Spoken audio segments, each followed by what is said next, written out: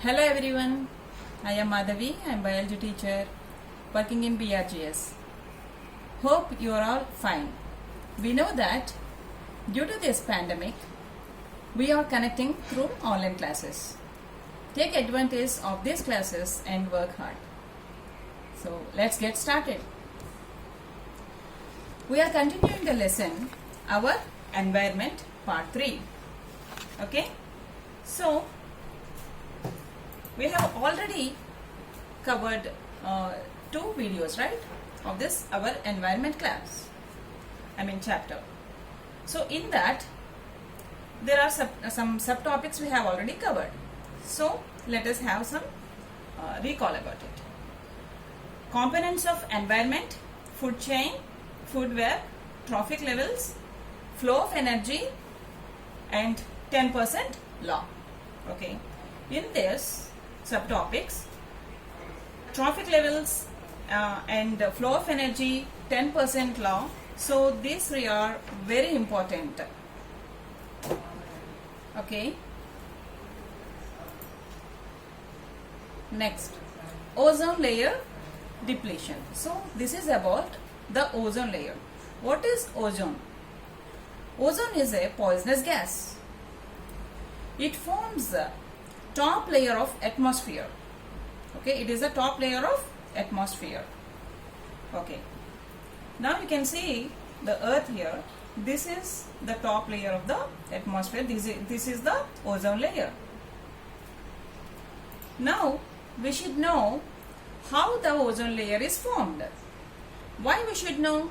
Because there are so many advantages that and so much of work that ozone is doing. So we should know that it is protecting us, in fact. Okay. So from what it is protecting, we should know, right? From the sun, ultraviolet rays are reaching the earth. So actually, ultraviolet rays, see, these are all the ultraviolet rays. Here, what ozone is doing? The ozone is reflecting back these ultraviolet rays. Okay, only some ultraviolet rays are reaching earth, which affects negligible to the human beings and other beings also. So the ozone layer is protecting us. Okay, fine. And what are the effects, okay, of ultraviolet rays? We should know that it can destroy plants. It can cause several diseases like cancer in animals. Okay, not only in animals, in human beings also we may get cancer, such big diseases because of ultraviolet rays.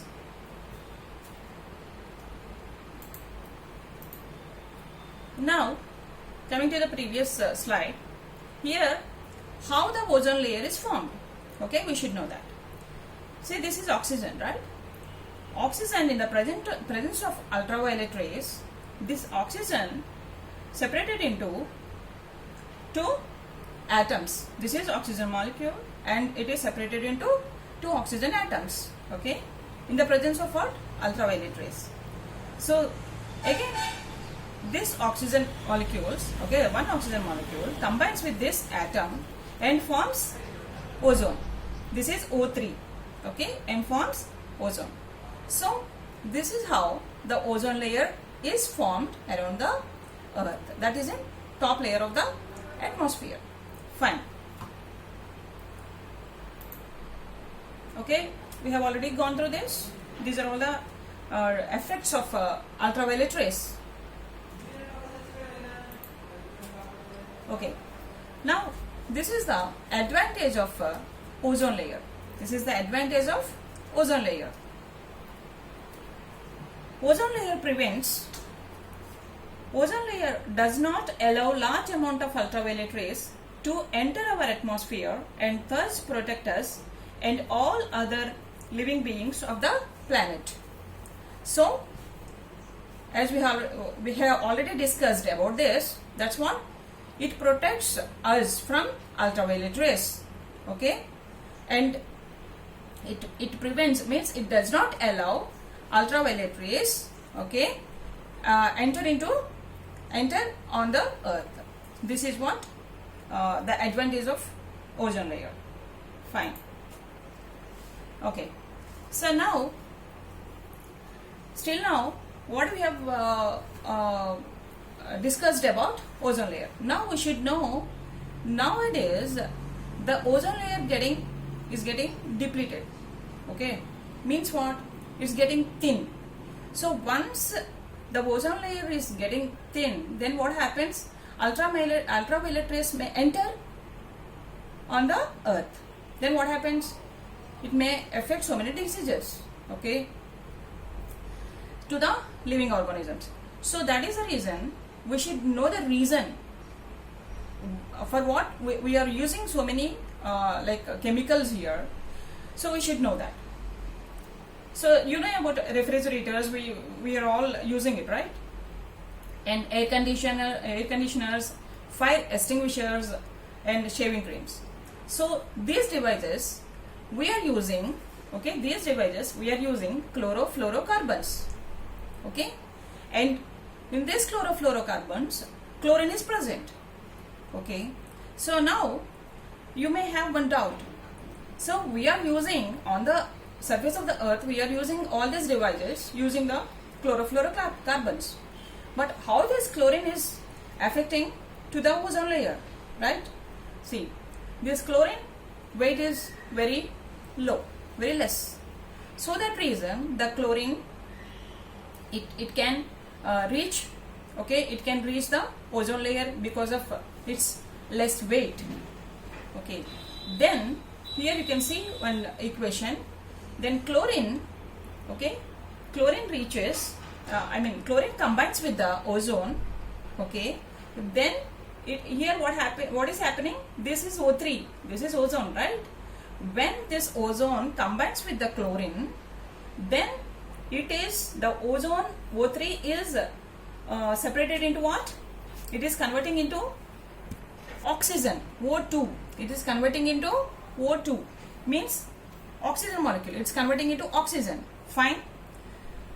So here what you can observe, the O3 means ozone layer is getting depleted. Okay, it's becoming thin. So that is the reason UV rays, okay, these are ultraviolet rays. Ultraviolet rays are also called UV rays. UV rays can enter on the earth easily. Fine. So what we should do? We should stop using these chlorofluorocarbons which are harmful to organisms. So that is the reason it is agreement made by industrialized nations to freeze the production of CFCs and make use of some alternative source. It was done in 1987. UNEP, that is United Nations Environment Program. Now, instead of using CFCs, HFCs and PFCs are used. So, instead of using CFC means what? Chlorofluorocarbons. Okay, instead of this, we should use what? HFCs and PFC. HFC means hydrofluorocarbon and PFC means phosphorus fluorocarbon. Okay, we should use this instead of this one. So then what happens? The depletion of the ozone layer will become decreased. Fine. Okay. Now this is the other subtopic, very important one. Biological magnification. So what is biological magnification? Magnification means getting increased, in a big way. So what is getting increased? The harmful chemicals. Okay, harmful chemicals are being increased by level. We should learn where it is increasing and how. Okay, so this is, you can see form here.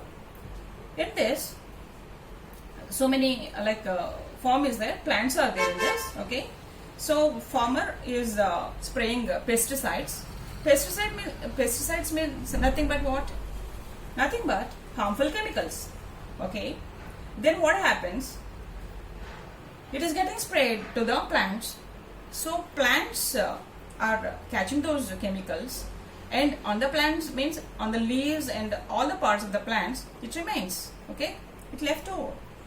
Then not only that, water also getting polluted because of this harmful chemicals. Soil also getting polluted because of this harmful chemicals. Okay, I think are you understanding this? Okay, fine. Now, as you can see here, this grasshopper. What is grasshopper? Now we are going step by step in a food chain. Okay, in a food chain, how these chemicals are transforming from one trophic level to other trophic level. Fine. So this is what? Grasshopper. This is grasshopper. Fine. So when this grasshopper eats these plants, then what happens? These harmful chemicals are transmitted to grasshopper body. Fine. Okay, or enter into grasshopper's body. Then how it is getting transformed from one organism to other organism, we will see now. Okay. Now these are plants, right? Okay. From the plants, the harmful chemicals are coming. The harmful chemicals are coming to grasshopper.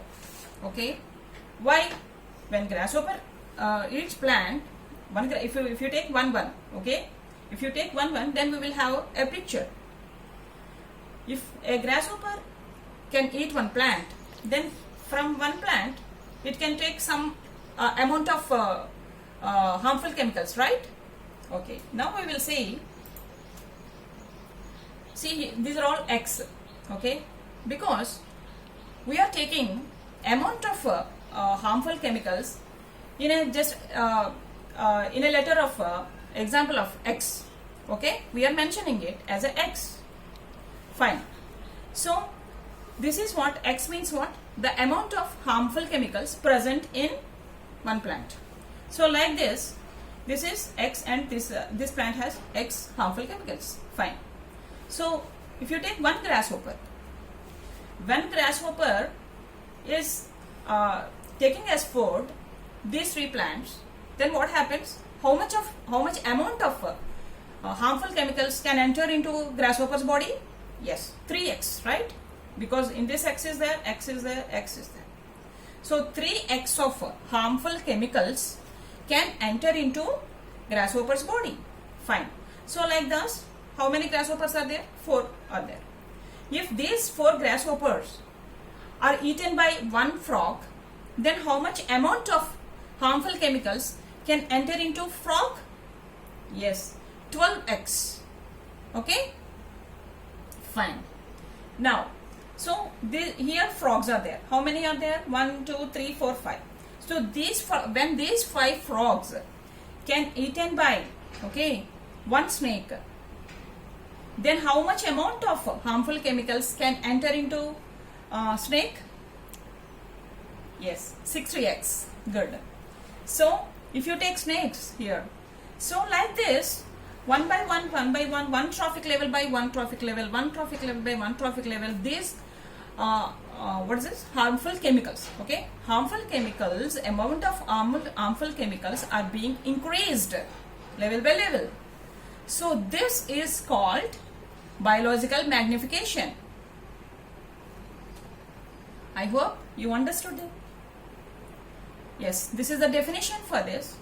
It is defined as an increase in the concentration of some harmful substances at trophic levels. Sometimes these harmful chemicals may enter into food chain. It is surprising to note that at each step the concentration keeps on increasing.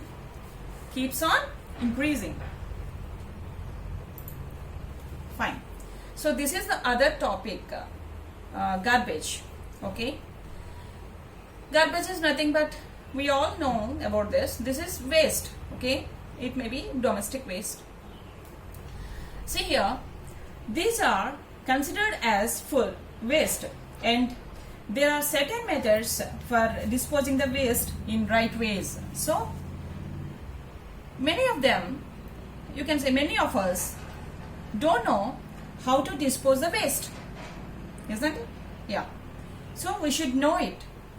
It should be, we should all aware of it. Okay. The first one, landfills, preparation of compost, burning at high temperature, production of biogas and manures.